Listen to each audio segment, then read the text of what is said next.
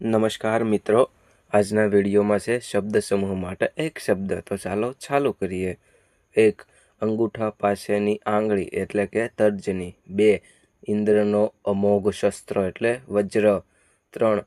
કમળની વેલ એટલે મૃણાલિની. 4. કરિયાણું વેચનાર વેપારી એટલે મોદી. 5. ઘરની બાજુની દિવાલ એટલે કરો. 6. ઘરનો સરસામાન એટલે અસબાબ. 7. ઘી પીરસવા માટેનું વાસણ એટલે વાઢી. 8 નંબર, ચંદ્ર જેવા મુખવાળી એટલે શશિવદની. 9. છોડ પાતાળમાંનું પાંચમું પાતાળ એટલે રસાતળ. 10. સાપરાનો શેડાવાળો ભાગ એટલે નેવું. 11. છોડી દેવા યોગ્ય એટલે ત્યાજ્ય. 12. જીત સૂચવનારું ગીત એટલે જય ગીત. 13. જેનું મૂલ્ય આંકી ન શકાય તેવું એટલે અણમોલ. 14. જોઈ ન શકાય તેવું એટલે કે અડીઠું.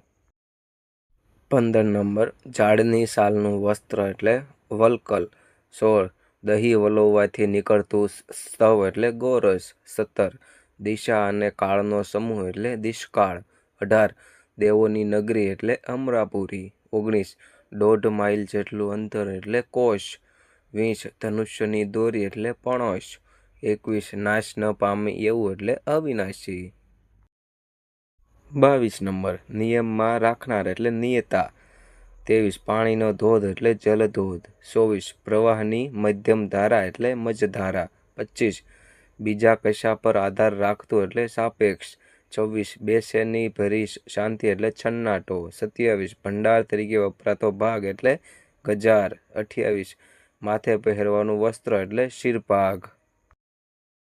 29 નંબર, માથે બાંધવાનો સોગાવાળો સાફો એટલે શિરપેશ. 30. મૂળમાં હોય એના જેવી જ કૃતિ એટલે પ્રતિકૃતિ. 31. મોહ પમાડનાર શ્રી કૃષ્ણ એટલે મોહન. 32.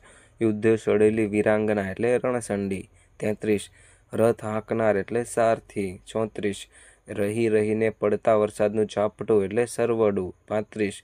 લાકડું વગેરેના ઘાટ ઉતારવાનું યંત્ર એટલે સંઘાડો.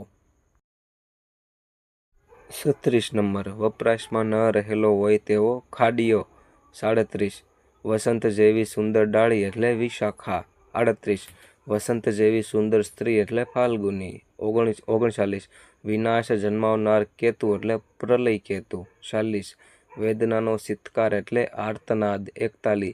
શબ્દની મૂળ ઉત્પત્તિ એટલે વ્યુત્પત્તિ. 42. શાસ્ત્રનો જાણકાર એટલે મીમાંસક. 43. એટલે સંપૂર્ણ પતન થાય તે વિનિપાત. 44. સંસારની આસક્તિનો